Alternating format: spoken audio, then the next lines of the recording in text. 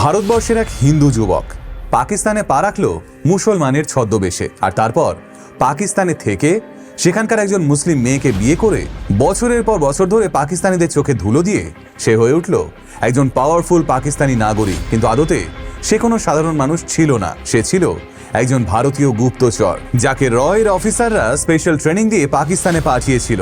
না, আমি সদ্য মুক্তিপ্রাপ্ত ধুরন্ধর সিনেমা জসকিরত সিং রঙ্গির কথা বলছি না। আর সেই ছদ্মবেশী ভারতীয় স্পাইয়ের পাকিস্তানি নাম হামজা আলী মাজারিও ছিল না, তার পাকিস্তানি নাম ছিল নবী আহমেদ শাকির।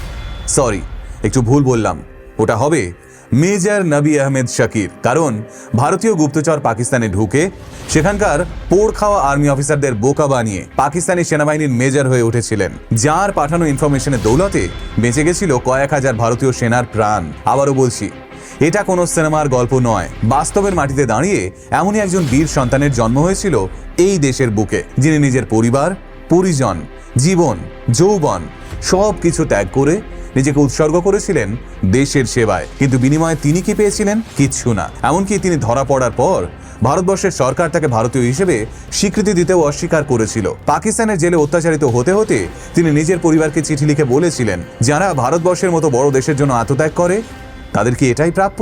নমস্কার, আমি সুজয় নীল। আজ অবধি আপনারা আমার চ্যানেলে মার্ডার মিস্ট্রি থেকে মহাকাশ যাত্রা, বিমান দুর্ঘটনা থেকে গ্যাং ওয়ার নানা ধরনের ভিডিও দেখেছেন, কিন্তু আজকের এই ভিডিওটা একটু অন্যরকম। আজকের এই ভিডিওতে আমরা কথা বলবো ভারতবর্ষের সর্বকালের সেরা গুপ্তচরের জীবন নিয়ে, যাকে প্রাক্তন ভারতীয় প্রধানমন্ত্রী ইন্দিরা গান্ধী ব্ল্যাক টাইগার বলে ডাকতেন। পাকিস্তানে টানা 8 বছর কাজ করার পরেও যাকে কেউ ধরতে পারেনি, সেই ব্ল্যাক টাইগারকে ধরা পড়তে হয়েছিল আর এক র এজেন্টের বিশ্বাসঘাতকতার জন্য। কিন্তু পাকিস্তানের জেলে বছরের পর বছর ধরে কাঁটার চাবুকের মার খেয়েও সেই ব্ল্যাক টাইগার কখনো ভারতবর্ষের বিরুদ্ধে মুখ খোলেনি। তাকে ভারত সরকার আপন না করলেও তিনি কখনো ভারতবর্ষের বিরুদ্ধে যাননি। জীবনের শেষ নিঃশ্বাস অবধি তাঁর শরীরটা পাকিস্তানের জেলে পড়ে থাকলেও তার মনটা পড়েছিল রাজস্থানের গঙ্গানগরে নিজের বাড়ির উঠোনে। কথা বলছি ভারতবর্ষের সর্বকালের সেরা স্পাই রবীন্দ্র কৌশিককে নিয়ে। ভারতবর্ষের মাটিতে এমন বীর সন্তান খুব কমই জন্মায়, কিন্তু আমাদের দুর্ভাগ্য যে আমরা এমন বীর সন্তানকে তার প্রাপ্য সম্মানটুকু দিতে পারিনি, তাকে অফিসিয়াল রেকগনিশন দিতে পারিনি, এমনকি তাকে ফিরিয়ে অবধি আনতে পারিনি নিজেদের দেশে। কিন্তু কেন? চলুন তাহলে আজকের ভিডিওতে সেই সবটা জেনে নিই, যা বছরের পর বছর ধরে ধামা চাপা দিয়ে রাখা হয়েছিল। আর যেহেতু এই একটা ভিডিওতেই আমরা আজ অনেক পুরনো ইতিহাস খুঁড়ে বের করব, জানবো একের পর এক বিশ্বাসঘাতকতার কথা, তাই এই ভিডিওটা খুব স্বাভাবিকভাবেই আমার চ্যানেলের সবচেয়ে বড় ভিডিও হতে চলেছে। তাই কুর্সি কি পেটি বাঁধ লিজিয়ে, সফর বহুত লম্বা হোনে वाला है। সাল 1973, ভারতবর্ষের লখনৌ শহরে বসেছে জাতীয় নাট্য উৎসবের আসর। দেশের বিভিন্ন প্রান্ত থেকে নাটকের দল এসে একের পর এক দুরন্ত নাটক উপহার দিচ্ছে দর্শকদের। সেদিনটা ছিল নাট্য উৎসবের তৃতীয় দিন। সন্ধ্যার দিকে মঞ্চে অভিনয় করতে উঠল একটা ছিপছিপে চেহারার ছেলে। সেদিন তার চরিত্র ছিল একজন ভারতীয় সেনার, যে চীনের সেনাদের হাতে ধরা পড়েছে এবং ইন্টারোগেশন চলাকালীন চীনের সেনারা তাকে বারংবার চীনের গুপ্তচর হওয়ার প্রস্তাব দিচ্ছে, কিন্তু সেই ভারতীয় সেনা বীরত্বের সঙ্গে সেই সব প্রস্তাব ফিরিয়ে দিচ্ছে। ছেলেটা তুখোড় অভিনয়, হাততালির ঝড় তুলল দর্শক আসনে। কিন্তু সেদিন ওই দর্শকদের ভিড়ে দুজন এমন মানুষও বসেছিলেন যাদের আপাত দৃষ্টিতে দেখলে সাধারণ মানুষ বলে মনে হবে, কিন্তু আদতে তারা ছিলেন রয়ের আন্ডারকভার স্কাউট অফিসার। এই স্কাউট অফিসারদের মূল কাজ ছিল ভারতবর্ষের বিভিন্ন প্রান্ত থেকে যোগ্য সৈনিকদের খুঁজে বের করা। সেদিন নাটকের মঞ্চে এমনই একজন যোগ্য সৈনিককে খুঁজে পেয়ে গেছিলেন ওই দুই স্কাউট অফিসার।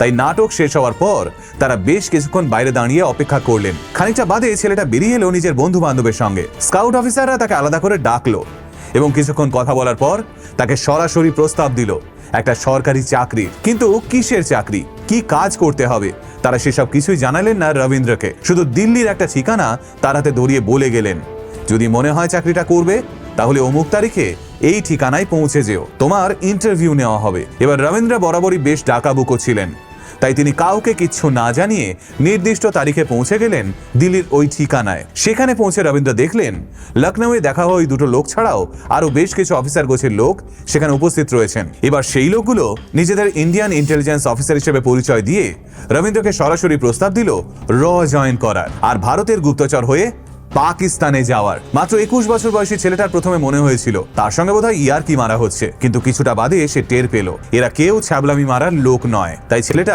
রাজি হয়ে গেল সেই প্রস্তাবে। কিন্তু অফিসাররা স্পষ্ট জানিয়ে দিলেন, তুমি যদি আমাদের সঙ্গে কাজ করো তাহলে সেটা তোমার বাড়ির লোকজনকে জানানো যাবে না, বাড়ির লোকেদের মিথ্যে বলতে হবে, আর তারপর তোমায় সবার আগে বাড়ি ছাড়তে হবে। এই কাজে ঝুঁকি আছে ঠিকই, কিন্তু ঝুঁকির থেকেও যে জিনিসটা অনেক গুণ বেশি আছে সেটা হলো দেশ সেবার গর্ব। তুমি কি সেই গর্বে গর্বিত হতে রাজি? কিছুক্ষণ চুপ থেকে মাথা নেড়ে সম্মতি জানালো ওই ছিপছিপে তরুণ। আর ঠিক সেই মুহূর্তেই ভারতবর্ষের রাজনৈতিক ইতিহাসে নীরবে জন্ম নিল এক বীর সৈনিক, যাকে 53 বছর পরেও গোটা ভারতবর্ষ ব্ল্যাক টাইগার হিসেবে এক ডাকে চিনবে।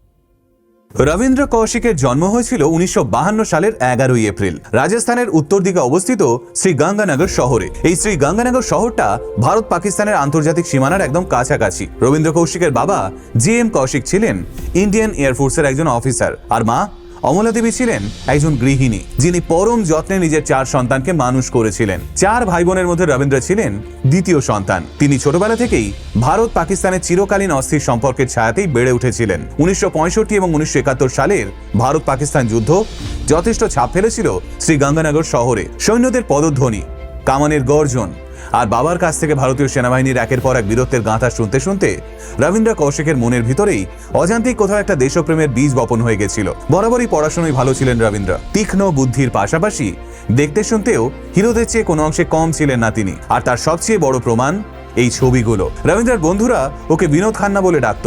অল্প বয়সেই পাঞ্জাবি এবং নানান স্থানীয় ভাষায় কথা বলার দক্ষতা অর্জন করে ফেলেছিলেন রবীন্দ্র কৌশিক। এই বিষয়টা তাকে পরে সাহায্য করেছিল স্পাই হিসেবে। তবে এই সবকিছুর মধ্যে রবীন্দ্র কৌশিক যেটা সবচেয়ে ভালো পারতেন সেটা হলো অভিনয়। আর এই অভিনয়ের টানেই শেঠ জি.এল. বিহানি এস.ডি. কলেজে কমার্স নিয়ে পড়াশোনা করার সময় নিয়মিত থিয়েটার করা শুরু করলেন রবীন্দ্র। মঞ্চে পা দিলেই যেন সম্পূর্ণ অন্য একজন মানুষ হয়ে উঠতেন রবীন্দ্র। কখনো রাজা, কখনো বিপ্লবী, কখনো আবার পাগল প্রেমিকের অভিনয় করে তিনি মন জিতে নিতেন সকলের। তবে রবীন্দ্র কৌশিকের মঞ্চাভিনয় যারা দেখেছেন তাদের মনে দাগ কেটে আছে ভগৎ সিং এবং চন্দ্রশেখর আজাদের চরিত্রে ওর অভিনয়। তবে নাটকের মঞ্চে নিজের জীবনের সেরা অভিনয়টা বোধহয় উনি 1973 সালের ওই নাট্য উৎসবেই করেছিলেন। আর তার জেরেই রবীন্দ্র কৌশিকের সামনে খুলে গেছিল একটা নতুন পৃথিবীর দরজা, যে পৃথিবীতে যেমন বুলেট, রক্ত এবং অত্যাচার রয়েছে, তেমনই রয়েছে অ্যাকশন, অ্যাডভেঞ্চার এবং দেশপ্রেমের সুযোগ। 21 বছর বয়সী রবীন্দ্র কৌশিক পা রাখলেন সেই নতুন পৃথিবীতে। শুরু হলো তার জীবনের সবচেয়ে রোমাঞ্চকর অধ্যায়। 1973 সালে বিকম ডিগ্রি লাভ করার পর রবীন্দ্র কৌশিক নিজের বাড়িতে জানান যে তিনি দিল্লিতে একটা ভালো সরকারি চাকরির সুযোগ পেয়েছেন। চাকরির অজুহাত দেখিয়ে বাড়ি ছাড়েন রবীন্দ্র কৌশিক। 1973 সালে দিল্লিতে পৌঁছানোর পর রয়ের অফিসাররা রবীন্দ্রকে নিয়ে চলে যান অমৃতসরে। এই অমৃতসরেই শুরু হয় রবীন্দ্র কৌশিকের জীবনের সবচেয়ে কঠোর ট্রেনিং এর দিনগুলো। ইকোনমিক টাইমসের এই রিপোর্ট অনুযায়ী রবীন্দ্র যাতে একজন স্পাই হিসেবে ডিপ কভার ইনফিলট্রেশন করতে পারেন, তাই রয়ের অফিসাররা ওকে সমস্ত রকমের ট্রেনিং দেন, যার মধ্যে ফিজিক্যাল ট্রেনিং এর পাশাপাশি উর্দু শেখা, পাকিস্তানের সামাজিক আদব কায়দা রপ্ত করা, ইসলামিক ধর্মগ্রন্থ কণ্ঠস্থ করা, নামাজ পড়া, এই সব কিছু ছিল রবীন্দ্রের রোজকার রুটিন। এরই সঙ্গে পাকিস্তানের বিভিন্ন গ্রাম, শহর, সামরিক ঘাঁটি এবং গোপন পথগুলোর নকশা খোদাই করে দেওয়া হয় রবীন্দ্র কৌশিকের স্মৃতিতে। কিন্তু একজন হিন্দু ব্রাহ্মণকে মানসিকভাবে মুসলমান বানিয়ে দিলেও তার শারীরিক পরিবর্তন না ঘটালে যে সে পাকিস্তানে গিয়ে দুদিনেই ধরা পড়ে যাবে। তাই রবীন্দ্র কৌশিকের শরীরে একটা ছোট্ট সার্জারি করা হয়, যাকে ইংরেজিতে বলে সার্কামসেশন এবং চলতি কথায় খতনা। 1973 সাল থেকে 1975 সাল, এই 2 বছরের মধ্যে রবীন্দ্র কৌশিকের সমস্ত অতীতের আইডেন্টিটি মুছে ফেলা হয়। রবীন্দ্র কৌশিকের নামে ভারতবর্ষের যা কিছু অফিসিয়াল রেকর্ড ছিল সেই সব কিছু সরিয়ে ফেলা হয়। ফলে রবীন্দ্র কৌশিক নামটির অফিসিয়ালি মৃত্যু হয় এবং জন্ম হয় এক নতুন নামের, নবী আহমেদ শাকির। এই নবী আহমেদ শাকিরের বাড়ি হিসেবে বেছে নেওয়া হয় পাকিস্তানের ইসলামাবাদকে। তার জন্য তৈরি করা হয় পাকিস্তানি বার্থ সার্টিফিকেট, 10ম শ্রেণীর মেট্রিকুলেশন সার্টিফিকেট, পাকিস্তানি পাসপোর্ট, এমনকি নবী আহমেদের নামে ভুয়ো পাকিস্তানি রেশন কার্ডও তৈরি করা হয়। এ তো গেল নতুন ট্রেনিং, নতুন পরিচয় সৃষ্টির কাহিনী। কিন্তু গুপ্তচর বৃত্তি, সেটা তো হাতে কলমে শিখতে হবে, জানতে হবে কোড ল্যাঙ্গুয়েজ। তাই হ্যান্ডলাররা রবীন্দ্র কৌশিককে dead drops, coded communications, surveillance evasion এবং ব্লেন্ডিং ইন ক্রাউডের মতো গুপ্তচর বৃত্তির সমস্ত খুঁটিনাটি কৌশল শেখালেন। পাশাপাশি তারা রবীন্দ্রকে বুঝিয়ে দিলেন পাকিস্তানে গিয়ে তাকে কার সঙ্গে যোগাযোগ করতে হবে, কোথায় থাকতে হবে এই সব কিছু। এভাবেই মাত্র 23 বছর বয়সে রবীন্দ্র কৌশিক হয়ে উঠলেন ভারতবর্ষের একজন হাইলি ট্রেন্ড স্পাই। তবে প্রথমেই তো আর কাউকে সিংহের গুহায় ঠেলে দেওয়া যায় না, তাই ট্রেনিং শেষ করার পর রবীন্দ্রের স্কিল টেস্ট করার জন্য ওকে ইউএই এবং সৌদি আরবের মতো কম বিপজ্জনক দেশগুলোতে ছোট ছোট মিশনে পাঠানো হয়েছিল। এই সব কটা মিশনেই দারুণভাবে সফল হন রবীন্দ্র। আর এভাবেই যে ছেলেটা 2 বছর আগেও মঞ্চে অভিনয় করত, সেই ছেলেটাই মাত্র 2 বছরে তৈরি হয়ে উঠেছিল বিশ্বের সবচেয়ে বিপজ্জনক থিয়েটার পাকিস্তানে পা রাখার জন্য। কিন্তু তারপর কি হলো, কিভাবে রবীন্দ্র কৌশিক ঢুকলেন পাকিস্তানে, আর কিভাবেই বা তিনি ওখানকার আর্মিতে যোগদান করলেন, এবার সেটাই জানবো। সাল 1975, নবী আহমেদ শাকির হিসেবে পাকিস্তানে পা রাখলেন রবীন্দ্র কৌশিক। তার মিশন ছিল একটাই, পাকিস্তানের উঁচুতলা লোকজনের সঙ্গে দারুণ একটা নেটওয়ার্ক তৈরি করে তাদের থেকে সেন্সিটিভ ইনফরমেশন কালেক্ট করা এবং সেটা রকে জানানো। কিন্তু চাইলেই তো আর আমি বা আপনি হঠাৎ করে সমাজের এলিট শ্রেণীর লোকজনের অন্দরমহলে ঢুকতে পারবো না, তার জন্য প্রয়োজন হবে যোগ্যতার। তাই রবীন্দ্র কৌশিক নেমে পড়লেন সেই যোগ্যতা অর্জন করার মিশনে। পাকিস্তানের ভুয়ো এডুকেশনাল সার্টিফিকেট ব্যবহার করে তিনি অ্যাডমিশন নিলেন করাচি ইউনিভার্সিটিতে এলএলবি পড়তে। কলেজে থাকাকালীন নিজের ট্রেনিং এর দক্ষতা ব্যবহার করে নিজের পাকিস্তানি সহপাঠীদের সঙ্গে দারুণভাবে মিশে গেলেন রবীন্দ্র। অনেক বন্ধু বান্ধব তৈরি হলো তার, যাদের মধ্যে অনেকেই পাকিস্তানের এলিট সোসাইটির সন্তান ছিল। এরপর করাচি ইউনিভার্সিটি থেকে ওকালতির ডিগ্রিও অর্জন করলেন রবীন্দ্র। আর ঠিক সেই সময় রবীন্দ্রের সামনে চলে এলো একটা সুবর্ণ সুযোগ। একদিন খবরের কাগজ পড়ার সময় রবীন্দ্র চোখ পড়ল একটা চাকরির রিক্রুটমেন্টের বিজ্ঞাপনে, যার বিজ্ঞাপনদাতা পাকিস্তান আর্মি। রবীন্দ্র বুঝে যায় এই সুযোগটা কিছুতেই হাতছাড়া করা যাবে না, তাই সে সঙ্গে সঙ্গে যোগাযোগ করে ইন্ডিয়ান ইন্টেলিজেন্স অফিসারদের সঙ্গে আর জানায় সে পাকিস্তান আর্মিতে যোগদান করতে চায়। রবীন্দ্রের এই সিদ্ধান্তে সিনিয়র অফিসাররা দুভাগে ভাগ হয়ে যায়। এক দলের মনে হয় এটা একটা মাস্টার স্ট্রোক হতে চলেছে, রবীন্দ্র যদি একবার পাকিস্তান আর্মিতে ঢুকে পড়তে পারে তাহলে সে অনায়াসে অনেক ইন্টেল সরবরাহ করতে পারবে। অন্যদিকে আর এক দলের মনে হয়েছিল আর্মিতে যোগ দেওয়া মানে রবীন্দ্রের ডকুমেন্ট ভেরিফিকেশন হবে, আর সেক্ষেত্রে হাই চান্স রয়েছে রবীন্দ্রের কভার ব্লোন আউট হয়ে যাওয়ার। তাই রবীন্দ্রের কখনোই আর্মিতে যোগ দেওয়া উচিত নয়। সিনিয়র অফিসারদের এই সিদ্ধান্তের লড়াইয়ে শেষমেশ তারাই জয়ী হন যারা চেয়েছিলেন রবীন্দ্র পাকিস্তান আর্মিতে যোগ দিক। কিন্তু কেন? একজন গুপ্তচরকে কেন বিপদ জেনেও সিংহের মুখে ঠেলে দিয়েছিলেন অফিসাররা? এর জন্য একটু ছোট্ট করে একটা ইতিহাস জেনে নিতে হবে। ইতিহাসবিদ হামিশ টেলফোর্ডের লেখা থেকে জানা যায় 1975 সালে ভারতে ইমার্জেন্সি জারি হওয়ার পর থেকেই পাঞ্জাবের রাজনৈতিক পরিস্থিতি ক্রমশ অস্থির হয়ে ওঠে। শিরোমণি আকালি দল সহ অন্যান্য আকালি সংগঠনগুলো ইমার্জেন্সির বিরুদ্ধে রুখে দাঁড়ায়। ফলে প্রতিশোধ পরায়ণ ধর্মীয় নেতা জার্নেল সিং ভিন্দ্রানওয়ালে আরো বেশি পাওয়ারফুল হয়ে ওঠে। ওদিকে 1977 সালে পাকিস্তানেও একটা বিরাট পট পরিবর্তন হয়। এক বিরাট সামরিক অভ্যুত্থানের মাধ্যমে তৎকালীন প্রধানমন্ত্রী জুলফিকার আলী ভুট্টোকে ক্ষমতাচ্যুত করে সে দেশের শাসনভার নিজের হাতে তুলে নেয় মোহাম্মদ জিয়াউল হক। আর এই জিয়াউল হক পাঞ্জাব ও খালিস্তান ইস্যুতে নতুন করে ইন্ধন জুগিয়ে ভারতবর্ষের বিরুদ্ধে যুদ্ধ ঘোষণার ছক কষছিল, যাতে অস্থির পরিস্থিতির সুযোগ নিয়ে পাঞ্জাবকে নিজেদের মানচিত্রে যুক্ত করা যায়। তাই রয়ের ইন্টেলিজেন্স অফিসারদের একাংশ চেয়েছিলেন এই সময় যদি রবীন্দ্র কৌশিক একবার পাকিস্তানি আর্মিতে যোগদান করে তাহলে ওর থেকে নানান ইন্টেল পাওয়া যাবে, যেগুলো একজন সিভিলিয়ানের পক্ষে জানা সম্ভব নয়। তারপর আর কি,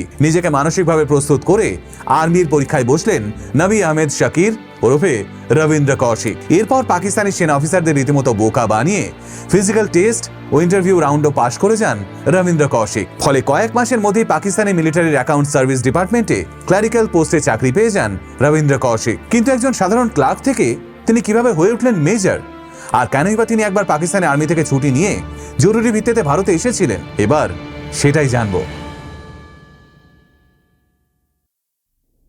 পাকিস্তানি আর্মির অ্যাকাউন্ট সার্ভিস ডিপার্টমেন্টটা ছিল রবীন্দ্র কৌশিকের কাছে একটা গোল্ড মাইনের মতো, কারণ এই ডিপার্টমেন্টে চাকরি করার সুবাদে তার হাতের মুঠোয় পাকিস্তানি মিলিটারি ইউনিটের মুভমেন্ট, গুরুত্বপূর্ণ অফিসারদের পোস্টিং এবং কোন ট্রেনে কত অস্ত্র নিয়ে যাওয়া হচ্ছে এই সব কিছুর ইনফরমেশন চলে এলো। তবে জয়েন করার সঙ্গে সঙ্গে এই সমস্ত ইনফরমেশন সে ইন্ডিয়াকে পাঠানো শুরু করেনি, কারণ তাতে বিপদ হতে পারত। তাই সে মন দিয়ে পাকিস্তানি আর্মির হয়ে কাজ করা শুরু করে। পাশাপাশি এই সময়টাতেই রবীন্দ্র কৌশিক বুঝতে পারেন একজন সরকারি কর্মচারীর যদি কোনো পরিবার না থাকে তাহলে সেটা সন্দেহের কারণ হতে পারে, কারণ পাকিস্তানের ইন্টেলিজেন্স অফিসাররাও সমস্ত সরকারি কর্মীর গতিবিধির ওপর নজর রাখে। তাই নিজেকে পাকিস্তানি হিসেবে প্রতিষ্ঠিত করতে রবীন্দ্র কৌশিক এই সময় একজন আর্মি অফিসারের মেয়ের সঙ্গে বিবাহ বন্ধনে আবদ্ধ হন, যার নাম ছিল আমানত। আর এই একটা সিদ্ধান্তই তাকে পাকিস্তানি আর্মির অফিসারদের কাছে আরো বিশ্বাসযোগ্য করে তোলে। ব্যাস, অল্প কিছুদিনের মধ্যেই নিজের কাজের দক্ষতা এবং ক্যারিজমেটিক বিহেভিয়ারের দরুন একজন কমিশনড অফিসার হয়ে ওঠেন রবীন্দ্র।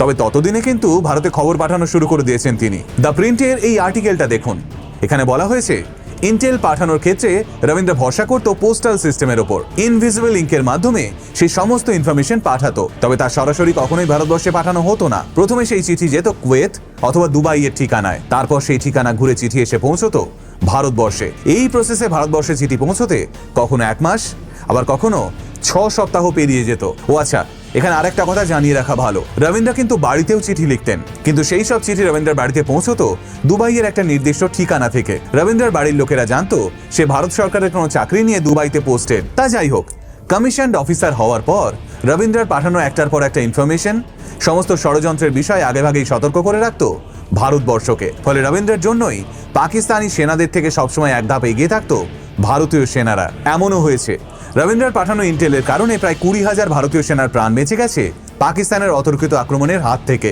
রবীন্দ্র যে পাকিস্তানে রয়েছে এই বিষয়টা হাতে গোনা কয়েকজন র অফিসার ছাড়া শুধুমাত্র আর একজনই জানতেন। তিনি ছিলেন তৎকালীন ভারতের প্রধানমন্ত্রী মিসেস ইন্দিরা গান্ধী। মিসেস গান্ধী রবীন্দ্র কৌশিকের কাজে এতটাই খুশি ছিলেন যে তিনি রবীন্দ্র কৌশিকের জন্য একটা কোড নেম রাখেন, আর সেই কোড নেমটা হলো ব্ল্যাক টাইগার। কালো বাঘ যেমন অন্ধকারে মিশে থেকে সমানে নিজের শিকারের গতিবিধির উপর নজর রাখে, ঠিক তেমন ভাবেই রবীন্দ্র কৌশিকও পাকিস্তানি হায়নাদের আস্তানায় নিজেকে ছদ্মবেশের অন্ধকারে লুকিয়ে রেখে সমানে তাদের গতিবিধির উপর নজর রাখতেন। এইবার যে গল্পটা বলবো সেটা 1981 সালে। রবীন্দ্র কৌশিক ততদিনে এক পুত্র সন্তানের পিতা হয়ে গেছেন। আমানত ও রবীন্দ্র মিলে নিজেদের পুত্র সন্তানের নাম রেখেছিলেন আরিফ। তবে আমানত কখনো ঘুণাক্ষরও টের পায়নি যে মানুষটা তার সঙ্গে থাকছে, খাচ্ছে, ঘুমোচ্ছে, এমনকি উইকেন্ডে মুভি দেখতে যাচ্ছে, সে একজন ভারতীয় গুপ্তচর। এইবার বলি আসল গল্পটা। ভাস্কর ইংলিশের আর্টিকেল অনুযায়ী 1981 সাল নাগাদ বাড়ির থেকে একটা চিঠি পান রবীন্দ্র কৌশিক। সেই চিঠি মারফত তিনি জানতে পারেন আর কয়েক মাস বাদেই তার ছোট ভাই রাজেশের বিয়ে। এই চিঠিটা পেয়েই উতলা হয়ে ওঠেন রবীন্দ্র। তিনি সঙ্গে সঙ্গে ভারতীয় ইন্টেলিজেন্স অফিসারদের চিঠি লেখেন এবং জানান, আমি ভাইয়ের বিয়ে উপলক্ষে কয়েকটা দিনের জন্য দেশে ফিরতে চাই। অনেক ভাবনা চিন্তার পর রয়ের অফিসাররা রবীন্দ্রের এই ছুটি অ্যাপ্রুভ করেন। তবে শুধুমাত্র রয়ের থেকে ছুটি নিলেই তো হবে না, রবীন্দ্রকে তো পাকিস্তানি মিলিটারি থেকেও ছুটি নিতে হবে। কিন্তু কি বলে ছুটি নেবে রবীন্দ্র, আর কি বলেই বা সে পরিবারকে লুকিয়ে দেশের বাইরে যাবে? ওপি ইন্ডিয়ার এই আর্টিকেল অনুযায়ী পাকিস্তান আর্মিতে রবীন্দ্র কৌশিক জানান যে তিনি উমরা করতে সৌদি আরবের মক্কায় যাবেন। এবার একজন ধর্মপ্রাণ মুসলমান ব্যক্তিকে তো আর উমরা করতে যাওয়ার থেকে আটকানো যায় না, তাই অনায়াসে ছুটি মঞ্জুর হলো রবীন্দ্র কৌশিকের। পাকিস্তান থেকে তিনি সরাসরি পৌঁছে গেলেন গালফে। সেখান থেকে তিনি ফ্লাইট ধরে এসে নামলেন দিল্লিতে, আর তারপর দিল্লি থেকে তিনি পৌঁছে গেলেন রাজস্থানে। এবার যেহেতু বাড়িতে সবাই জানতো যে রবীন্দ্র আদতে দুবাইয়ে থাকেন, তাই বাড়ি ফেরার সময় সবার জন্য দুবাইয়ের থেকে গিফট নিয়ে এলেন Rabindra.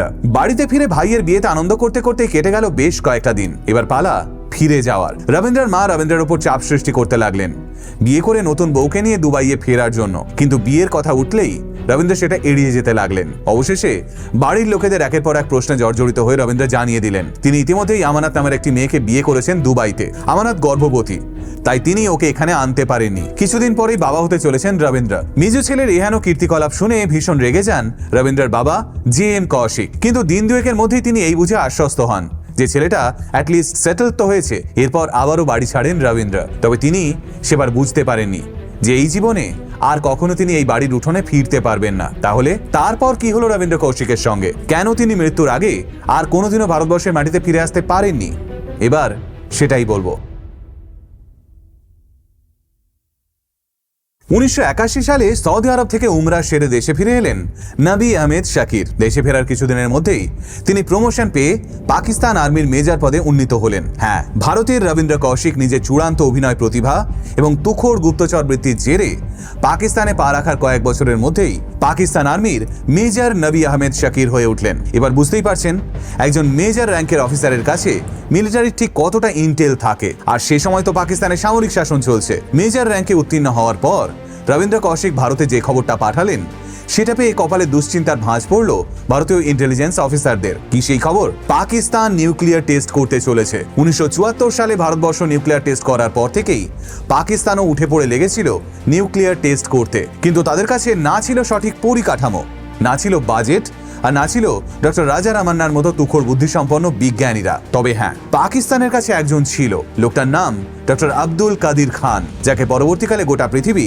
Father of Pakistan's nuclear weapons programme বলে চেনে। 1981 সালের মে মাসে আচমকায় কাহুটার ইঞ্জিনিয়ারিং রিসার্চ ল্যাবরেটরির নাম বদলে দিল তৎকালীন পাকিস্তানি প্রেসিডেন্ট জিয়াউল হক। জায়গাটার নতুন নামকরণ করা হলো এই আব্দুল কাদির খানের নামে। ইউএস ইন্টেলিজেন্স সংস্থাগুলো অশনি সংকেত দেখলো। তাদের মূল্যায়ন ছিল যে হয়তো পাকিস্তান এই মুহূর্তে একটা কার্যকর পারমাণবিক অস্ত্র তৈরি করতে সক্ষম, কিন্তু রবীন্দ্র কৌশিক ইন্টেল পাঠালো। পাকিস্তান এই মুহূর্তে শুধু প্লুটোনিয়াম ভিত্তিক বিস্ফোরণ ঘটাতে সক্ষম হলেও 1983 সালের মধ্যে তাদের হাতে এনরিচড ইউরেনিয়াম থাকবে। আর পারমাণবিক বোমার মূল উপাদান এই দুটোই, ইউরেনিয়াম ও প্লুটোনিয়াম। আর ঠিক এই খবরটা পেতেই র অফিসাররা একজন ছোটখাটো চেহারার ইন্টেলিজেন্স অফিসারকে রবীন্দ্র কৌশিকের মতোই ভুয়ো পরিচয়ে পাকিস্তানে পাঠালো, যে অফিসারকে দেখলে কেউ ভাবতেও পারবে না সে আদতে একজন তুখোড় গোয়েন্দা। ভদ্রলোক এই ঠিক 2 বছর বাদেই ইসলামাবাদে অবস্থিত ভারতীয় হাইকমান্ডে অফিসিয়ালি জয়েন করেছিলেন। বলা হয় এই অফিসারের জন্যই নাকি পাকিস্তানের নিউক্লিয়ার টেস্ট পিছিয়ে গেছিল। ভদ্রলোককে আজ গোটা পৃথিবী ইন্ডিয়ান জেমস বন্ড নামে চেনে। হ্যাঁ, ঠিকই ধরেছেন, আমরা কথা বলছি অজিত ডোভালকে নিয়ে। 1983 সাল থেকে 1987 সাল অবধি তিনি অফিসিয়ালি ভারতীয় হাইকমান্ডে চাকরি করেছিলেন, তবে আনঅফিসিয়ালি তার কাজ অনেকটা আগেই শুরু হয়ে গেছিল। কিন্তু এই 1983 সালেই এমন একটা ঘটনা ঘটে যা মুহূর্তে তছনছ করে দেয় রবীন্দ্র কৌশিকের এত বছর ধরে সাজানো সমস্ত প্ল্যানকে। পাকিস্তানি আর্মি জেনে যায় রবীন্দ্র কৌশিক আসলে একজন ভারতীয় স্পাই। কিন্তু কিভাবে, এবার সেটাই জানবো। সাল 1983। ততদিনে রবীন্দ্র কৌশিক মেজর নবী আহমেদ শাকির হয়ে বেশ জাঁকিয়ে বসেছেন পাকিস্তানের মিলিটারি সার্ভিসে। কিন্তু অন্যদিকে পাকিস্তানের সরগোদার কাছে কিরানা হিলসে একটা ভয়ঙ্কর কাণ্ড ঘটিয়ে ফেলে পাকিস্তানি অ্যাটমিক এনার্জি কমিশন বা পিএইসির একদল বিজ্ঞানী। 1983 সালের 11 মার্চ পিএইসির চেয়ারম্যান মনির আহমেদ খান এবং টেস্ট টিমের হেড ইশফাক আহমেদের একটা দল মিলে প্রথমবারের মতো নিউক্লিয়ার ডিভাইস ডিজাইনের একটা সাকসেসফুল কোল্ড টেস্ট করে ফেলে। ইউএস ইন্টেলিজেন্স সংস্থাগুলো ইন্টেল পায় কাহুটার এনরিচড ইউরেনিয়ামের সাহায্যে পাকিস্তান সক্রিয়ভাবে নিউক্লিয়ার ওয়েপন ডেভেলপমেন্ট প্রোগ্রাম শুরু করে দিয়েছে। এই খবরটা পেতেই নড়ে চড়ে বসে ইন্ডিয়া। তারা রবীন্দ্র কৌশিককে চিঠি পাঠিয়ে আদেশ দেওয়ার অপেক্ষা না করে সরাসরি একজন ভারতীয় গুপ্তচরকে পাঠানোর সিদ্ধান্ত নেয়। আগেই বলেছি সে সময় ঘুরপথে চিঠি পৌঁছতে ঠিক কতটা সময় লাগতো, কিন্তু ভারতীয় ইন্টেলিজেন্স অফিসারদের হাতে তখন অতটা সময় ছিল না। ইন্ডিয়া টুডের এই রিপোর্টটা দেখুন। 1983 সালের অগস্ট মাসে রয়ের তরফ থেকে ইনায়েত মাসি নামের একজন লো লেভেল অপারেটিভকে পাঠানো হয় পাকিস্তানে রবীন্দ্র কৌশিকের সঙ্গে কন্ট্যাক্ট করার জন্য। কিন্তু পাকিস্তানে এন্ট্রি নেওয়ার প্রায় সঙ্গে সঙ্গেই পাকিস্তানি কাউন্টার ইন্টেলিজেন্সের হাতে এসে ধরা পড়ে যায়। এরপরের ঘটনাটা চূড়ান্ত বিশ্বাসঘাতকতার, কারণ একজন স্পাইয়ের কর্মজীবনের সবচেয়ে বড় শপথ হলো মর্মান্তিক অত্যাচারের সম্মুখীন হলেও মুখ না খোলা। হ্যাঁ, মানছি, ধরা পড়ার পর ইনায়েত মাসির ওপর চূড়ান্ত অত্যাচার চালিয়েছিল পাকিস্তানিরা। এমন অত্যাচার যা কোনো মানুষের পক্ষেই সহ্য করা সম্ভব নয়, কিন্তু একজন সাধারণ মানুষ এটা জেনেই দেশের হয়ে গুপ্তচর বৃত্তিতে নাম লেখায় যে ধরা পড়লে তাকে এমন অত্যাচার সহ্য করতেই হবে। কিন্তু ইনায়েত মাসি এই অত্যাচার সহ্য করতে পারেনি, সে মুখ খোলে। কিন্তু আমি এই ইনায়েত মাসিকে বিশ্বাসঘাতক কেন বলছি জানেন? কারণ ইনায়েত মাসি চাইলেই রবীন্দ্র কৌশিককে বাঁচিয়ে দিতে পারত, কিন্তু সে সেটা করেনি। উল্টে সে নিজে বাঁচার আশায় পাকিস্তান কাউন্টার গোয়েন্দা অফিসারদের কাছে ফাঁস করে দিয়েছিল তাদেরই মিলিটারি সার্ভিসে কাজ করা মেজর নবী আহমেদ শাকিরের আসল পরিচয়। আর তারপর কি হয়েছিল রবীন্দ্র কৌশিকের সঙ্গে, কিভাবে তাকে গ্রেপ্তার করেছিল পাকিস্তানি কাউন্টার ইন্টেলিজেন্স ব্যুরো, এবার সেটাই বলবো। পাকিস্তানি মিলিটারি সার্ভিসে কাজ করা মেজর নবী আহমেদ শাকির যে আদতে একজন ভারতীয় স্পাই, এই কথা জানার পরেই ভীষণই চমকে গেছিল পাকিস্তানের কাউন্টার ইন্টেলিজেন্স ব্যুরোর অফিসাররা। কিন্তু মাসি যে সত্যি কথা বলছে সেটা তো আগে ভেরিফাই করা প্রয়োজন। তাই পাকিস্তানি অফিসাররা একটা ফাঁদ পাতলো। তারা মাসিকে রবীন্দ্র কৌশিকের সঙ্গে রিকানেক্ট করার সুযোগ করে দিল। মাসি নিজের প্রাণের ভয়ে রবীন্দ্রের সঙ্গে যোগাযোগ স্থাপন করলো এবং তারা পাকিস্তানের মুলতান শহরের একটা পার্কে দেখা করার সিদ্ধান্ত নিল। এরপর নির্দিষ্ট দিনে নির্দিষ্ট সময়ে রবীন্দ্র কৌশিক পৌঁছে গেলেন মুলতানের ওই পার্কে। কিন্তু তিনি জানতেন না যে সেদিন ওই পার্কে ইনায়েত মাসির বদলে অপেক্ষা করছিল ঝাঁকে ঝাঁকে পাকিস্তানি গোয়েন্দা। তারা প্রত্যেকেই ছদ্মবেশে ছিল। রবীন্দ্র কৌশিক পার্কে ঢুকে ওই পূর্ব নির্ধারিত বেঞ্চটায় গিয়ে বসতেই তাকে ঘিরে ধরল পাকিস্তানি কাউন্টার ইন্টেলিজেন্সের গোয়েন্দারা। এনডিটিভি ইন্ডিয়ার এই আর্টিকেল অনুযায়ী 1983 সালের সেপ্টেম্বর মাসে মুলতানের ওই পার্ক থেকে গ্রেপ্তার করা হয়েছিল রবীন্দ্র কৌশিককে। এর পরের ঘটনাটা চূড়ান্ত দুঃখজনক। গ্রেপ্তার করার পর রবীন্দ্র কৌশিককে সোজা নিয়ে যাওয়া হয় শিয়ালকোট ইন্টারোগেশন সেন্টারে। ওদিকে রবীন্দ্রের স্ত্রী আমানত এবং তার সন্তানকেও হেফাজতে নেয় পাকিস্তানি গোয়েন্দারা। প্রথমে দুতরফেই জিজ্ঞাসাবাদের পর্ব চলে। দীর্ঘ জেরার পর পাকিস্তানি গোয়েন্দারা বুঝতে পারেন রবীন্দ্রের আসল পরিচয় সম্পর্কে আমানতের বিন্দুমাত্র ধারণা নেই। তাই তারা আমানত এবং তার সন্তানকে ছেড়ে দেয়। আর তারপর শুরু হয় রবীন্দ্র কৌশিকের উপর অকথ্য অত্যাচার। কেমন সে অত্যাচার?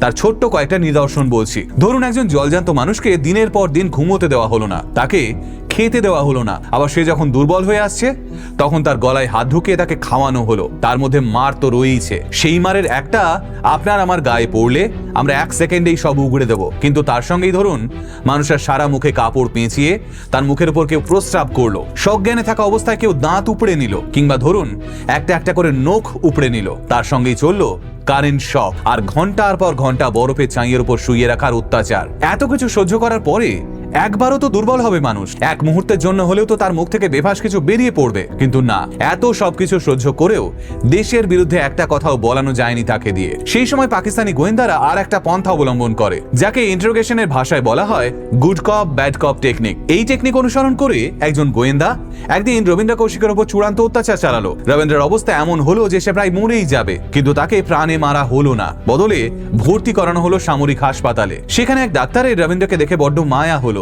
সে রবীন্দ্রকে জানালো রবীন্দ্র যদি চায় তাহলে সে রবীন্দ্রকে ভারতবর্ষে ফেরানোর ব্যবস্থা করবে, কিন্তু তার বদলে রবীন্দ্রকে সমস্ত সত্যিটা জানাতে হবে। রবীন্দ্রকে কারা পাঠিয়েছিল, সে কিভাবে ভারতবর্ষের কাছে সমস্ত খবরাখবর পাঠাতো, এই সবকিছু যদি রবীন্দ্র বলে দেয় তাহলেই সে দেশে ফিরতে পারবে। রবীন্দ্র তখন ওই ডাক্তারকে বলে, কিন্তু সবকিছু বলে দেওয়ার পরে দেশে ফিরলে দেশের লোক তো আমায় দেশদ্রোহী বলবে। তখন ওই ডাক্তার রবীন্দ্রকে আর একটা অপশন দেন, নিজের স্ত্রী সন্তানের সঙ্গে পাকিস্তানের নিজের জীবনটা সুখে শান্তিতে কাটানোর, কিন্তু শর্ত ওই একটাই, সমস্ত সত্যিটা স্বীকার করতে হবে। এই ডাক্তার যে আদতে গুড কপ সেটা রবীন্দ্র প্রথম থেকেই টের পেয়ে গেছিল। এই গুড কপরা আদতে চূড়ান্ত খারাপ পরিস্থিতিতে মায়া মমতার খেলায় মোহাচ্ছন্ন করে দেয় অপরাধীকে, যাতে অপরাধীর মন গলে যায় এবং সে নেগোসিয়েশনের রাস্তা বেছে নেয়। কিন্তু ট্রেনিং এর শুরু থেকে রবীন্দ্র এইসব টেকনিকগুলো সম্পর্কে ওয়াকিবহাল ছিল। রবীন্দ্র জানতো সে যদি একবার স্বীকার করে নেয় যে বছরের পর বছর ধরে এখানে সে ভারতীয় গুপ্তচর হিসেবে কাজ করছিল, তাহলে আন্তর্জাতিক স্তরে ভারতবর্ষের মুখ পুড়বে। তাই সেই সবকিছুর বদলে সে বেছে নিয়েছিল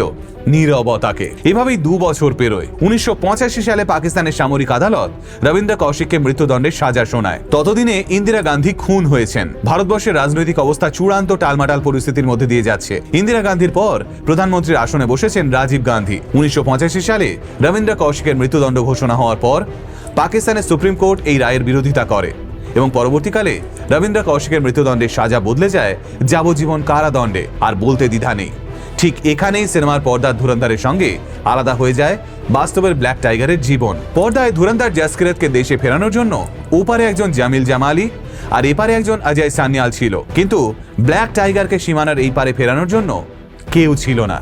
তাহলে রবীন্দ্র কৌশিকের সঙ্গে শেষমেশ কি হলো, এবার সেটাই জানবো।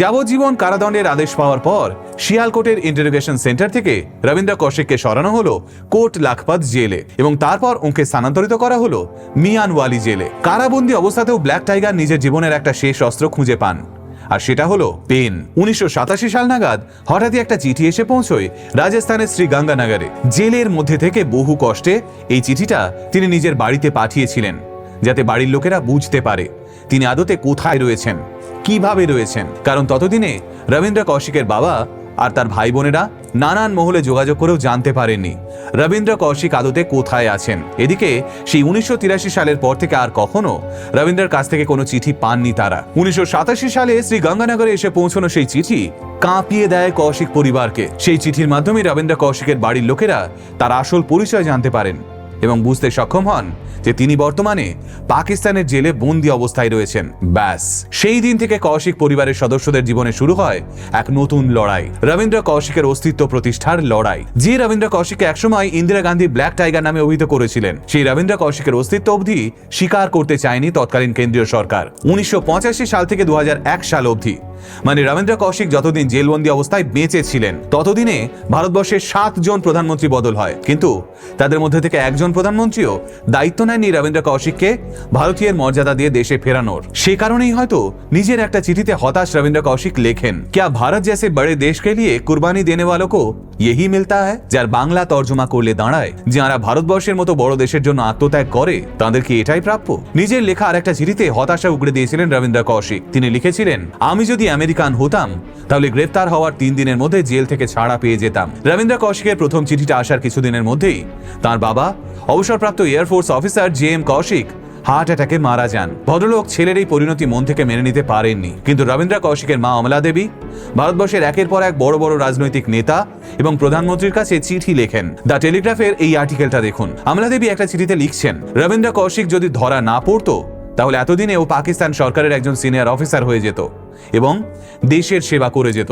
আর একটা চিঠিতে তিনি ভীষণ তিক্তভাবে লিখছেন, ভারত সরকার কখনো কৌশিককে উদ্ধারের জন্য কোনো উদ্যোগই নেয়নি, তাহলে তার পরিবারের পাশে দাঁড়িয়ে সান্ত্বনা দেওয়া বা মানবিকতার খাতিরে সাহায্য করা তো বহু দূরের কথা। রবীন্দ্র কৌশিকের ভাই আর.এন. কৌশিক পরবর্তীকালে মিডিয়ায় প্রকাশ্যে জানিয়েছিলেন, আমরা টাকা চাই না, আমরা সরকারের কাছে যেটা চাই সেটা হলো এজেন্টদের অবদানের স্বীকৃতি, কারণ তারাই এই দেশের নিরাপত্তা ব্যবস্থার প্রকৃত ভিত্তি। এই সমস্ত চিঠি এবং একের পর এক কাতর আবেদনের প্রেক্ষিতে সরকারের তরফে একটাই উত্তর ছিল, আর সেটা হলো একটা টোকেন মাসিক পেনশন। প্রথমে যেটা 500 টাকা থেকে শুরু হয়েছিল, পরে সেটা গিয়ে 2500 টাকায় পৌঁছয়। রবীন্দ্র কৌশিকের জন্য কোনো অফিসিয়াল স্বীকৃতি, কোনো কূটনৈতিক চাপ কিংবা তাকে দেশে ফিরিয়ে আনার চেষ্টা কোনোটাই করা হয়নি ভারত সরকারের তরফ থেকে। জীবনের শেষ 16টা বছর পাকিস্তানের ঘুপচি জেলের অন্ধকারে নিঃশ্বাস ফেলতে হয়েছিল ভারতবর্ষের ব্ল্যাক টাইগারকে। শেষ জীবনে পালমোনারি টিবি রোগে আক্রান্ত হয়েছিলেন তিনি। তার সঙ্গেই বুকের ভিতরে বাসা বাঁধে হৃদরোগ। অবশেষে 2001 সালের 21শে নভেম্বর পাকিস্তানের মিয়ানওয়ালি জেলের মধ্যেই শেষ নিঃশ্বাস ত্যাগ করেন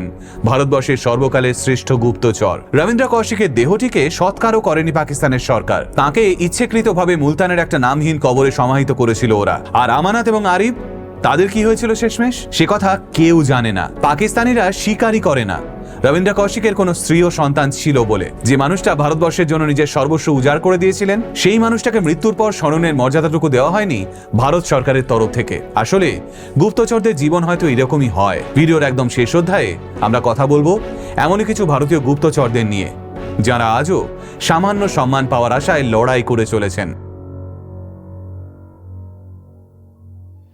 ধুরন্ধরের আগে স্পাই নিয়ে যে কটা সিনেমা বলিউডে হয়েছে তার মধ্যে অধিকাংশতেই দেখানো হতো নিজেদের শেষ জীবনে ভারতীয় স্পাইরা নাকি বিদেশের কোনো সুন্দর লোকেশনে সেটেল করে যায়, সেখানেই তারা সংসার পাতে এবং স্ত্রী সন্তানদের নিয়ে সুখে শান্তিতে বসবাস করে। কিন্তু বাস্তবে সেটা হয় না। বাস্তবে ভারতীয় গুপ্তচরদের শেষ জীবনটা ঠিক কেমন ভাবে কাটে সেটা জানার জন্য আপনাদের জানতে হবে করমত রাহি, সুরজিৎ সিং কিংবা রূপলাল সাহারিয়ার মতো ভারতীয় গুপ্তচরদের ব্যাপারে। আজ যখন এত কথা হচ্ছেই, তাহলে এটাও আপনাদের জেনে রাখা প্রয়োজন। প্রথমে বলি করমত রাহির কথা। 1983 সাল থেকে 1988 সাল অবধি ভারতীয় গোয়েন্দা সংস্থার হয়ে একাধিক ক্রস বর্ডার মিশন চালিয়েছেন এই করমত রাহি। পাকিস্তানি ক্যান্টনমেন্টের গতিবিধির উপর নজরদারি চালানো, প্রতিপক্ষের প্রতিটা পদক্ষেপের গুরুত্বপূর্ণ তথ্য সংগ্রহ, মূলত এই সমস্ত কাজই করতেন রাহি। কিন্তু তারপর আচমকা একদিন তিনি পাকিস্তানি গোয়েন্দাদের হাতে ধরা পড়ে যান। প্রবল অত্যাচার সহ্য করে জীবনের 17টা বছর পাকিস্তানে জেলে কাটান। ওই সময় রাহির পরিবার মাত্র 10 মাস 300 টাকা করে অ্যালাওয়েন্স পেয়েছিলেন, কিন্তু 10 মাস পরে সেই টাকাটাও বন্ধ হয়ে যায়। তবে করমত রাহি সৌভাগ্যবান ছিলেন, তাই রবীন্দ্র কৌশিকের মতো তাকে আমৃত্যু পাকিস্তানে আটকে থাকতে হয়নি। 2005 সালে পাঞ্জাবের তৎকালীন মুখ্যমন্ত্রী অমরিন্দর সিং এর চেষ্টায় দেশে ফেরেন রাহি, কিন্তু দেশে ফেরার পরেও তাকে কোনোভাবে সাহায্য করেনি ভারত সরকার। জীবনের শেষ কয়েকটা বছর গুরুদাসপুরের রাস্তায় চা বিক্রি করে জীবিকা নির্বাহ করতে হয়েছিল করমত রাহিকে। ক্ষতিপূরণের জন্য দীর্ঘদিন ধরে লড়াই করতে করতে অবশেষে 2016 সালে গুরুতর অসুস্থ হয়ে মারা যান করমত রাহি। হ্যাঁ, এটাই হলো বাস্তব, যা আপনাদের কখনো সিনেমার পর্দায় দেখানো হয় না। দ্বিতীয় গল্পটা সুরজিৎ সিং এর। ভারতবর্ষের হয়ে 85 বার ক্রস বর্ডার মিশন করেছিলেন সুরজিৎ সিং। 70 দশকের মাঝামাঝি সময়ে ভারতীয় গোয়েন্দা সংস্থায় যোগদান করেন সুরজিৎ সিং। তারপর তিনি ঘন ঘন পাকিস্তানে যেতেন, যেখানে নানান ছদ্মবেশ ধারণ করে থাকতেন এবং তারপর ট্রিপ শেষে ভারতে ফিরে আসতেন। কিন্তু 1981 সাল নাগাদ তিনি পাকিস্তানি কাউন্টার ইন্টেলিজেন্স ব্যুরোর হাতে ধরা পড়ে যান। 1985 সালে সুরজিৎ সিংকে মৃত্যুদণ্ডের সাজা শোনায় পাকিস্তান সামরিক আদালত। আর তারপর 1989 সালে পাকিস্তানি প্রেসিডেন্ট গুলাম ইশা খান সুরজিৎ সিং এর মৃত্যুদণ্ডের সাজা মকুব করে সেটাকে যাবজ্জীবন কারাদণ্ডে বদলে দেন। 30 বছর 6 মাস।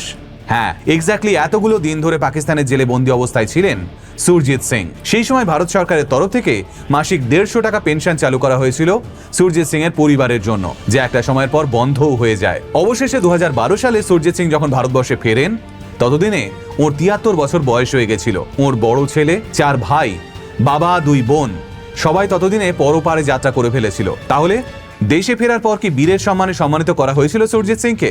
না, ভারত সরকার এটা মানতেই চায়নি যে সুরজিৎ সিং আদতে স্পাই ছিল। কিন্তু তাহলে তার পরিবারকে পেনশন দেওয়া হতো কেন? এই প্রশ্নের উত্তর খুঁজতেই দীর্ঘদিন লড়াই চালিয়েছিলেন সুরজিৎ সিং, কিন্তু কোনো উত্তর আসেনি। তৃতীয় গল্পটা রূপলাল সাহারিয়ার। এই ভদ্রলোকের গল্পটা ভীষণই ট্র্যাজিক। 1970 সালে রয়ের তরফ থেকে স্পেশাল এজেন্ট হিসেবে রূপলালকে পাঠানো হয় লাহোরে। তারপরের 4 বছরে বেশ কয়েকবার ভারতে ফেরার সুযোগ হয়েছিল রূপলালের। 1975 সালে রূপলাল যখন পাকিস্তানি আর্মিদের হাতে ধরা পড়েন, তখন ভারতে ওর স্ত্রী গর্ভবতী। কয়েক মাস পর ভারতে খবর আসে রূপলালকে পাকিস্তানি সেনারা মেরে ফেলেছে। রূপলালের মেয়ের বয়স তখন মাত্র 6 মাস। রূপলালের স্ত্রী ওই কন্যা সন্তানকে শ্বশুর শাশুড়ির হাতে ধরিয়ে বাড়ি ছাড়েন, অন্যত্র সংসার পাতেন। এদিকে তখন পাকিস্তানি সেনারা রূপলালকে জেলের মধ্যে প্রবল অত্যাচার করছে। একদিন সেই অত্যাচারের মাত্রা এতটাই বেড়ে যায় যে রূপলাল প্যারালাইজড হয়ে যান। 1977 সাল নাগাদ আবারও খবর আসে ইন্ডিয়ায় রূপলাল বেঁচে রয়েছেন, কিন্তু তিনি যাবজ্জীবন কারাদণ্ডে দণ্ডিত হয়েছেন। এরপর কেটে যায় 23টা বছর। ততদিনে রূপলালের মেয়ে একজন ডেন্টিস্টকে বিয়ে করে দিল্লিতে সেটেলড। খবর আসে রূপলাল দেশে ফিরবেন। সেদিন দিল্লি এয়ারপোর্টে নেমে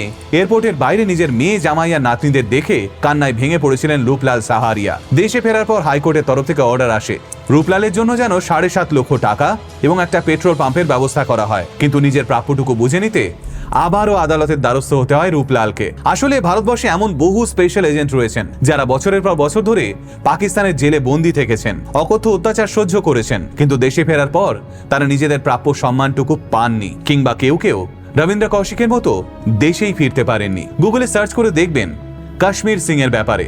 ভদ্রলোক 35 বছর পাকিস্তানের জেলে কাটিয়েছিলেন, কিন্তু দেশে ফিরে তিনি বলেছিলেন, আমি দেশের জন্য যা করার করেছি, কিন্তু আমার গ্রেপ্তারের পর কোনো সরকার আমার পরিবারের জন্য একটা পয়সাও খরচ করেনি। গুগলে সার্চ করে দেখবেন মেহবুব এলাহি শামসির কথা। পাকিস্তানের জেলে বছরের পর বছর দগ্ধানোর পর দেশে ফিরে তিনি কলকাতার ফুটপাথে কাঠের খেলনা আর হ্যান্ডক্রাফটসের জিনিস বিক্রি করতেন। এই মেহবুব এলাহি শামসির সঙ্গে জেলের মধ্যে দেখা হয়েছিল সরবজিৎ সিং এর। এই সরবজিৎ সিংকে ভারতীয় স্পাই হিসেবে গ্রেপ্তার করেছিল পাকিস্তানি সেনারা। 22 বছর জেলবন্দি থাকার পর লাহোরের কোট লাখপত জেলে ওকে মাথা থেঁতলে খুন করা হয়েছিল। আচ্ছা, এইসব না হয় পুরনো কথা বললাম। এইবার যে নামটা বলবো সে নামটা সাম্প্রতিক সময়ে হয়তো বহুবার আপনাদের কানে এসেছে, কুলভূষণ যাদব। ভদ্রলোক একসময় ভারতীয় নৌবাহিনীতে চাকরি করতেন। 2016 সালে তিনি পাকিস্তানি গোয়েন্দাদের হাতে ধরা পড়েন। পাকিস্তান কুলভূষণকে রয়ের এজেন্ট বলে দাবি করে। ভারতবর্ষের তরফ থেকে জানানো হয় কুলভূষণ শুধুই একজন অবসরপ্রাপ্ত নেভি অফিসার, যাকে ইরান থেকে অপহরণ করা হয়েছে এবং তার বিরুদ্ধে মিথ্যে অভিযোগ আনা হয়েছে।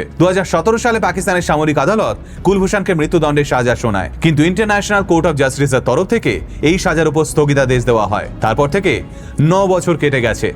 এখনো কুলভূষণ যাদব পাকিস্তানের জেলেই দিন কাটাচ্ছেন। তিনি কি আদৌ আর কখনো ভারতে ফিরতে পারবেন? এর উত্তর শুধুমাত্র আমাদের দেশের মাথারাই জানেন। তাহলে স্পেশাল এজেন্টদের জীবন যে আদতে এক ফোঁটাও ফিল্মি নয় সেটা নিশ্চয়ই বুঝতে পেরেছেন। কিন্তু এই সব কিছু জানার পরেও ভারতবর্ষের বহু বীর সন্তান হাসি মুখে দেশের নিরাপত্তা সামলানোর দায়িত্ব নিজেদের কাঁধে নিয়ে নেন। তারা নতুন নামে, নতুন পরিচয়ে পরিবারকে ছেড়ে সর্বদা মৃত্যুর মুখে চক্কর কাটেন, যাতে আমি বা আপনি সুরক্ষিত থাকতে পারি। আজকের এই ভিডিও শেষে আমি কুর্নিশ জানাই সেই সমস্ত ধুরন্ধর এবং লেডি ধুরন্ধরদের যারা নিজেদের প্রাণ বিপন্ন করে সুরক্ষিত রেখেছেন 140 কোটি মানুষের এই দেশকে। আমার আজকের ভিডিওটা আমি এখানেই শেষ করছি।